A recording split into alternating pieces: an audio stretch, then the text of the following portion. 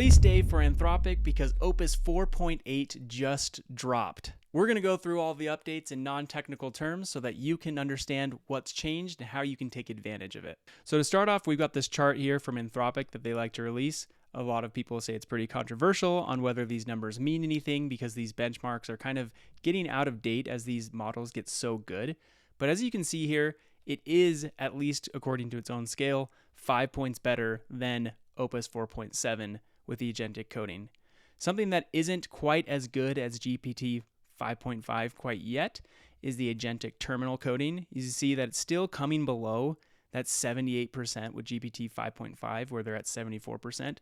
But this is still a pretty big improvement as it's 8 points up from 4.7. On the multidisciplinary reasoning, we see that it's getting its best score yet. And so this is humanity's last exam. This is the hardest exam in the world that we can come up with for AI that you can't really come up with just memorized answers for. So we're starting to see more and more with each release, we're creeping more and more higher and higher with these answers. But the biggest deal about 4.8 over 4.7 is actually in the way that it's thinking now. You can see right here in the Anthropic article that it's saying that the most prominent improvements in 4.8 is its honesty, which is really interesting. It says we've trained models to be honest, for instance, to avoid making claims they can't support. But as we know, with our experience with AI, it likes to hallucinate and give answers with a surety, even if it's not the right answer. So what's really cool about what Anthropic is saying here is it says that early testers report that Opus 4.8 is more likely to flag uncertainties about its work and less likely to make unsupported claims. And it goes even further to point out the code benefits of this, and it says that 4.8 is actually 4 times less likely than 4.7 to allow flaws in the code without saying anything about it. And here they have that graph showing exactly what they're talking about. See, there's the Sonnet 4.6, but there's 4.7 with Opus way up here. And then you can see Opus 4.8 over here getting a lot closer to that Mythos preview that they've all been talking about, which makes sense. I imagine that these models keep releasing quickly as they get closer and closer to Mythos. That's probably the way they get us there. So with that update, they also announced a few other big updates. The first one is dynamic workflows. So it says that Claude can now plan the work and then run hundreds of parallel subagents in a single session. It then verifies its outputs before reporting back to the user. So 4.8 now is able to run tons more agents than it did before, so it can make sure it's getting the right answer and checking over its work. And so if you're wanting to try that out, you're actually going to have to bump up that effort level that Claude is using. I believe you're going to have to be on extra high, which actually leads into the next one, which is effort control in Claude and also Cowork instead of just code. So if you're not familiar with code, you've seen this effort level, you can do like a medium or high or something like that. And that controls how much the AI is thinking before it answers.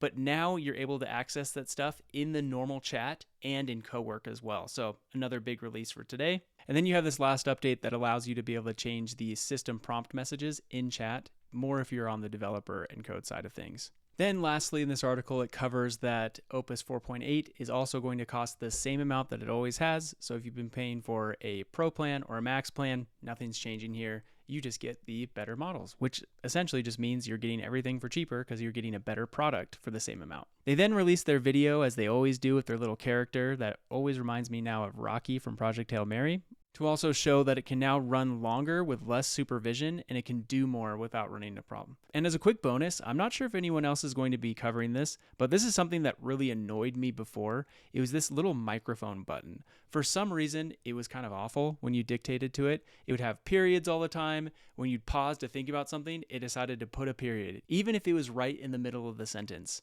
And then it would just make up a ton of words and everything in the middle. It just wasn't very good. But now it actually seems to be running really smooth. And it seems like this isn't just like you have to be on 4.8 or something like that. It's across the whole app. And so it looks like they really improved their audio recording. You can see that it's listening to me right now, and I can pause and say something else. See how I paused right there and it didn't put a period right in the middle? This is looking a lot better. It also does a good job at catching the ums and ahs and trying to remove them. So I'll go like this. So yeah, this is great. And see how it cut that right out of there, right there. So that was another cool little update that went under the radar, I think, for most people, but I think it's always welcome. So you can just chat right into the chat box and then read back those responses to get that quick feedback with AI. So happy release day. Let me know what you think about 4.8 and your personal experience with it once you start using it. And let me know how honest it's being. I want to know if you actually think that Anthropic is right and that it's really become more honest overall. And if it is, that's a big step forward for AI. Then remember to like and subscribe, and I'll catch you in the next one.